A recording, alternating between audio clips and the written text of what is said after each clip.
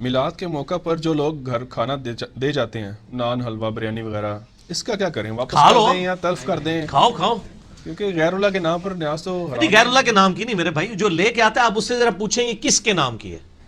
اگر وہ کہتا ہے یہ اللہ کے نام کی ہے اور نبی علیہ السلام کی خوشی میں کر رہا ہوں ان کے اصالہ ثواب کے لیے، تو ٹھیک ہے، صدقہ خیرات تو میت کی طرف سے ہو سکتا ہے نا۔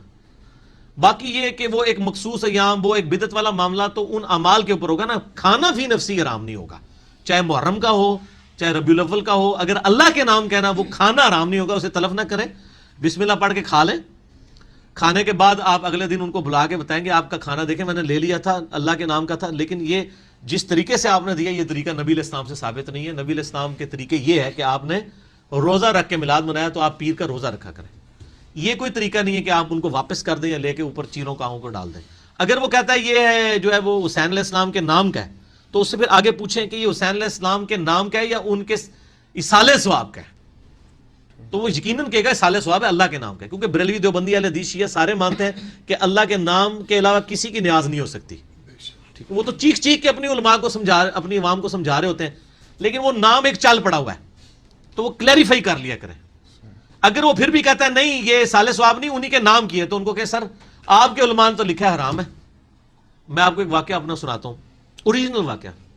میں گولڈا شریف ایک دفعہ بیٹھا ہوا زمانے بریلویت میں، ایک بابا جی آئے جی، وہ نا گولڈے کا طواف قبر کا کرنا شروع کر دیا۔ انہوں نے پہلے 1 یا 2 چکر لگائے، میں نے ویسے پھر رہا کسی بندے کو ڈھونڈ رہا ہے، لیکن میں نے دیکھا تسبیح پکڑی ہوئی ہے اور وہ مسلسل چکر کاٹ رہا ہے، مجھے شک پڑا یہ تو طواف کر رہا ہے۔ تو میں نے اسے پکڑ لیا، میں نے کہا یار یہ کیا ہے، تم لوگوں نے تو ہمارے بزرگوں کو بدنام کیا ہوا ہے۔ ہمیں کیا پتا تھا کہ بزرگوں نے خود بھی اتنا کچھ کیا کہ انہوں نے اپنے آپ کو بدنام کیا ہوا ہے۔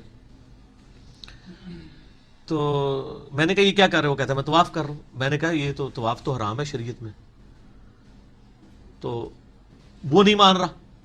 میں نے اس کو کہا کہ احمد صاحب بریلوی صاحب نے لکھا ہے کہ قبروں کا طواف حرام ہے۔ کہتا ہے انہوں نے لکھا ہے۔ میں نے کہا ہاں۔ پھر وہ رک گیا۔ تو آپ یہ دیکھ لیں ان لوگوں کا کرائٹیریا کیا ہے۔ لیکن بار شریعت آپ کھول کے دیکھیں، لکھا ہے قبر کا طواف تعظیمی حرام ہے، لیکن برکت کے لیے گرد مزار پھرے تو کوئی حرج نہیں۔ اٹھو مت بیٹھو، ایسی سٹیٹمنٹ دو کہ جو دونوں کو فٹ ہو جائے۔ یعنی اگر کوئی طواف کرنے والا آ جائے تو وہ کہے گی آپ نے حرام لکھ دیا، تو اس کو آپ کہیں کہ جناب آگے بھی پڑھو نا، لکھے ہے کہ برکت سے جائز ہے۔ اور اگر کوئی کہے آپ نے کیا لکھ دیا برکت کی جائز، ہو کہیں کہ پیچھے پڑھو لکھے حرام ہے۔ ایک ٹکٹ ہی 2 مزے۔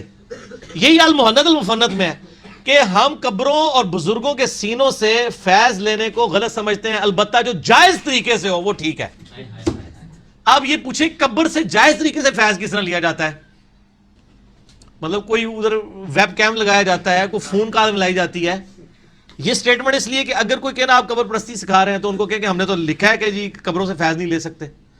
اور اگر کوئی شخص یہ کہے کہ جی آپ نے تو لکھ دیا کہ قبروں سے فیض لینا جو ہے وہ حرام ہے، تو وہ اس کو یہ جواب دیں کہ نہیں دیکھیں نا ہم نے تو کہا ہے کہ جائز طریقے سے لے سکتے ہیں۔ اور طریقے کیا ہیں وہ میں نے ریسرچ پیپر نمبر 6 میں لکھ دیا کہ کیا کیا طریقے ان کے بزرگوں نے اڈاپٹ کیے ہوئے۔ ٹھیک ہو گیا، دونوں ہی چیزیں باتیں۔ نالین مبارک کے نقش والا بیج لگانا جبکہ اس پر نبی صلی اللہ علیہ وآلہ وسلم کا نام مبارک بھی لکھا ہوتا ہے، جائز ہے؟ نہیں، نام مبارک والا بیج تو بنانا ہی غلط ہے۔ اب تو کافی حد تک کنٹرول ہو گیا معاملہ۔ پہلے تھا نالین مبارک پہ نام لکھا ہوتا تھا، اب تو کافی حد تک کنٹرول ہے۔ ویسے اگر کوئی بیج محبت میں لگانا چاہتا ہے تو وہ ضرور لگائے، اس کو دین بنا کے پیش نہ کرے اس حوالے سے کہ جو نہیں لگا رہا اس کو گستاخ رسول کہہ دیا جائے۔ آپ لگانا چاہتے ہیں ضرور لگائیں، کوئی حرج نہیں ہے، لگا سکتے ہیں بیج۔ اب تو بڑے بڑے مہنگے بیج سر آ گئے ہیں، چاندی کے بیج، سونے کے بیج، ٹھیک ہے نا جی وہ۔ لیکن یہ بیج مطلب لگانے سے، یا جیسے آپ شہد کی بوتل گلے میں لٹکا لینے سے تو شفا نہیں ہوگی نا، جب تک شہد چاٹیں گے نہیں۔ تو نبی علیہ السلام کی یہاں پہ بیج لگا لینے سے محبت کا اظہار نہیں ہوگا جب تک یہ نالین مبارک سینے کے اندر بھی اترا ہو نا۔ وہ جو صحیح بخاری میں آتا ہے حضرت ابن مسعود کو صاحب النالین کہا جاتا تھا، وہ حضور کی جوتیاں سفر و حضر میں اٹھا کے رکھتے تھے۔ ایسا بیج نہیں، اوریجنل جوتیاں۔ تو خالی جوتیاں نہیں انہوں نے اٹھائی ہیں، قرآن کے بھی سب سے بڑے عالم وہی تھے، اور اتنے بڑے عالم تھے کہ جب رومن امپائر گری ہے تو ابو درداء کو چیف جسٹس وہاں لگایا، اور پرشین امپائر گری ہے تو حضرت عمر نے ان کو چیف جسٹس آف کوفہ لگایا، اور چیف جسٹس آف حجاز حضرت علی کو لگایا۔ تینوں بڑے علماء، ابو درداء، ابن مسعود اور علی ابن ابی طالب۔ تو پھر سر آپ خالی جوتیاں انہوں نے اگر اٹھائی تھی تو انہوں نے علم بھی حاصل کیا ہے، ٹھیک ہے، اور وہ جوتیاں اٹھانے سے انہیں علم نہیں آیا، یہ تو ان کی محبت تھی. وہ نبی علیہ السلام کے پاس ہر وقت رہتے تھے، اصحاب صفہ میں سے تھے نا ابو درداء، ہر وقت ساتھ ہوتے تھے. ابن مسعود بھی نبی علیہ السلام تلاوت کرتے تھے، وہ سن سن کے یاد کرتے تھے. ہاں آپ کا بزرگوں کے بارے میں عقیدہ ہے کہ اگر کسی کو قرآن نہ آتا ہو تو کسی بزرگ کے پیچھے نماز پڑھے، سجے پاسے اسلام پھیرو، سارے حافظ ہو گئے، کھبے پاسے ناظرہ ہو گئے. صحابہ کرام میں سے کوئی بھی نبی علیہ السلام کے اسلام پھیرنے سے حافظ یا ناظرہ نہیں بنا، ان کو سکھانا ہی پڑا ہے.